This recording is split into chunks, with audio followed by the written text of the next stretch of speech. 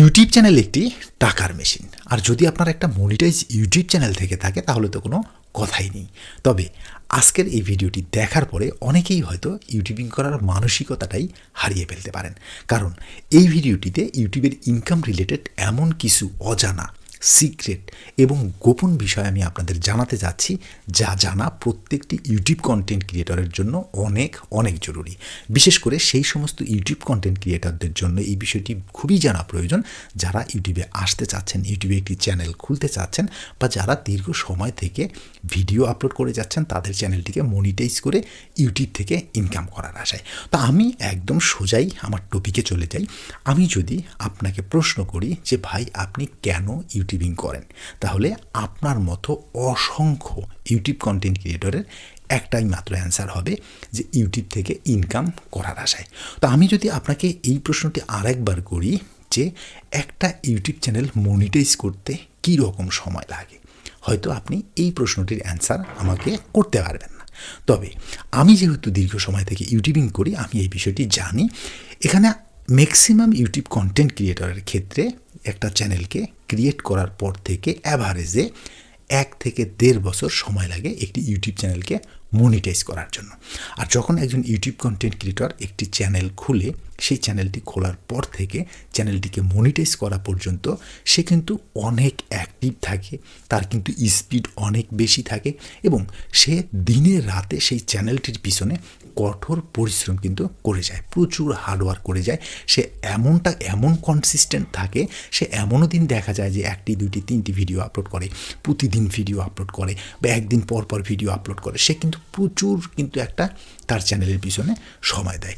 এভাবে দীর্ঘ 1, 1.5 বা 2 বছর পরে সে তার চ্যানেলের সাবস্ক্রাইব, ওয়াচ টাইম বা আদার্স যে সমস্ত এলিজিবিলিটি ক্রাইটেরিয়া রয়েছে সেগুলি পূরণ করে তার চ্যানেলটিকে মনিটাইজেশনের জন্য অ্যাপ্লাই করার যোগ্যতা অর্জন করে। ঠিক আছে, এর মধ্যেও অনেক বিষয় আছে, আমি সেগুলি বলছি না।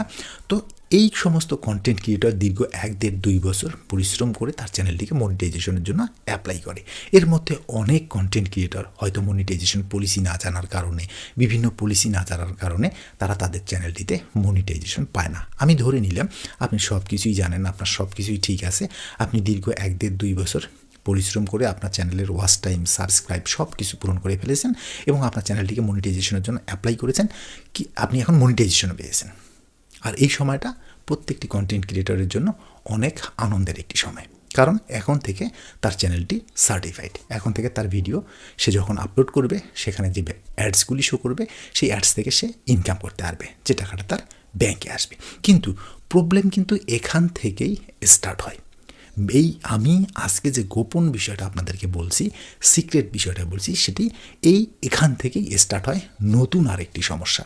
আর এই সমস্যাটির কারণে অসংখ্য ইউটিউব কন্টেন্ট ক্রিয়েটর হতাশ হয়ে যায় এবং ইউটিউবিং ছেড়ে দিতে বাধ্য হয়। কি সেই গোপন বিষয়টি, যে চ্যানেল মনিটাইজ করার দীর্ঘ এত সময় পরিশ্রম করে চ্যানেলটিকে মনিটাইজ করার পরে নতুন কোন সমস্যার ভিতরে পড়তে হচ্ছে। তো এখানে আমি আপনাকে একদম সহজভাবে ছোট্ট আগে একটা বিষয় বলি। আপনি যদি ইউটিউবিং দীর্ঘ সময় থেকে করে আসেন, বা 1, 1.5, 2 বছর থেকে করে আসেন, তাহলে আপনি অবশ্যই লক্ষ্য করেছেন যে বর্তমান সময়ে অনেক বড় বড় ইউটিউব কন্টেন্ট ক্রিয়েটর, যাদের চ্যানেলে 300K, 400K, 500K, 1 মিলিয়ন বা 2 মিলিয়ন, 5 মিলিয়ন বা 7 মিলিয়ন সাবস্ক্রাইব রয়েছে, তারা বর্তমানে যখন কোনো ভিডিওকে তাদের চ্যানেলে আপলোড করে, দেখবেন যে একদিনে 1200, 1300, 2000, 3000-এর বেশি ভিউজ হয় না। এবং একদম যদি বড় চ্যানেলের কথা বলেন, যাদের 6 মিলিয়ন, 7 মিলিয়ন, 8 মিলিয়ন সাবস্ক্রাইবার, তাদের ভিডিও আপলোড করলে দেখা যায় 30,000, 35,000, 36,000 ভিউজ হয়। ঠিক আছে, তো যখন একজন ইউটিউব কন্টেন্ট ক্রিয়েটরের চ্যানেল মনিটাইজ হয়ে যায়, তখন প্রথম যে সে সমস্যাটার ভিতরে পড়ে, এমনিতেই সে দীর্ঘ একটা সময় কিন্তু তার চ্যানেলে ভিডিও আপলোড করে গেছে, ভিউজ পেত না, ইমপ্রেশন পেত না, টুক করে সে ভিউজ কালেক্ট করেছে, ওয়াচ টাইম কালেক্ট করেছে, সাবস্ক্রাইব নিয়ে এসেছে, দীর্ঘ সময় কিন্তু সে একটা পরিশ্রম করেছে। আর এটা তীব্র আকার ধারণ করে যখন চ্যানেলটি মনিটাইজ হয়ে যায়। মনিটাইজ হওয়ার পরে যখন সে তার চ্যানেলে ভিডিও আপলোড করে, তখন এই সমস্যাটা আরও প্রকট আকার ধারণ করে। ভিডিও আপলোড করে কিন্তু ইমপ্রেশন পায় না, ভিডিও আপলোড করে ভিউজ পায় না। ঠিক আছে, ভিডিও আপলোড করে ইনকাম হয় না, RPM অনেক কমে যায়। এ ধরনের অসংখ্য সমস্যার ভিতরে কিন্তু সে পড়ে যায়। ঠিক আছে। আর একটা কথা সে ভাবতে থাকে যে কী ব্যাপার, এত ভালো কন্টেন্ট আপলোড করার পরও ভিউজ হচ্ছে না, তার মানে ইমপ্রেশন পাচ্ছি না, তার মানে আমার হয়তো কোথাও সমস্যা রয়েছে, হয়তো আমার থাম্বনেল ঠিক নেই, হয়তো আমার এসইও ঠিক নেই, হয়তো আমার প্রেজেন্টেশন ঠিক নেই, হয়তো আমার স্টুডিও ঠিক নেই, হয়তো আমার লাইটিং সেট আপ ঠিক নেই, হয়তো আমার অডিও ঠিক নেই। এ ধরনের অসংখ্য টেনশন তার মাথায় কিন্তু চলে আসে এবং সে চিন্তা করে বা সে এই বিষয়টি তার মাথায় নিয়ে আসে, হয়তো আমার অডিওর কোয়ালিটি ঠিক করলে আমার হয়তো ভালো কিছু হবে, ভালো ভিউজ আসবে, হয়তো লাইটিং ভালো হলে ভালো ভিউজ আসবে, হয়তো আমার স্টুডিও চেঞ্জ করলে ভালো ভিউজ আসবে। এদিকে কিন্তু ইনকাম সে এখনও করেনি, আর এর মধ্যেই সে হয়তো একটা ট্রাইপড কিনে, হয়তো একটা ভালো ডিএসএলআর কিনে, হয়তো বা একটা ভালো মোবাইল ফোন কিনে, হয়তো বা একটা ভালো মাইক্রোফোন কিনে, এভাবে সে ইনভেস্ট করতে থাকে। ঠিক আছে, ইনকাম কি করছে সেটি কিন্তু পরের বিষয়, সে কিন্তু ইনভেস্ট করতে থাকে, এটা নিলে হয়তো আমার ভিউজটা বাড়বে। ঠিক আছে, এভাবে একজন content creator day by day শুধু হতাশ হয়ে যায়, সে শুধু হতাশ হয়ে যায় যে আমার কোথাও একটি ভুল আছে।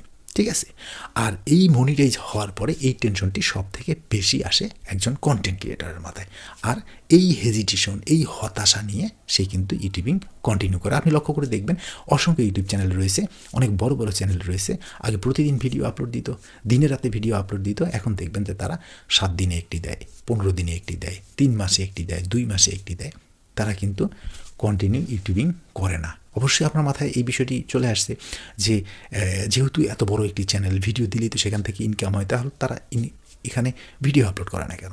তো এখানে অনেক বিষয় রয়েছে। ঠিক আছে, অনেক বিষয় রয়েছে যেটা মনিটাইজ চ্যানেলের ক্ষেত্রে আরও বেশি প্রভাব পড়ে। আপনার কাছে সবসময়ই মনে হবে আপনি একটা আপনার কাছে মনে হবে যে আপনি ইউটিউবের অ্যালগোরিদমের কাছে একজন ভিখারি মাত্র।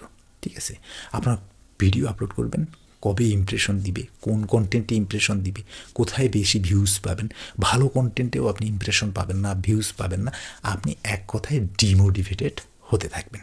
তো আসলে এই যে কথাগুলি আমি বললাম, এগুলি আপনি মিলিয়ে নেবেন, যারা এখনও স্টার্ট করেছেন তারাও এই বিষয়গুলি মাথায় রাখবেন, যারা রানিং কাজ করে যাচ্ছেন তারাও আমার কথাগুলিকে মিলিয়ে নেবেন, সত্য কিনা বা এই ধরনের হয় কিনা অবশ্যই কমেন্টস করে জানাবেন।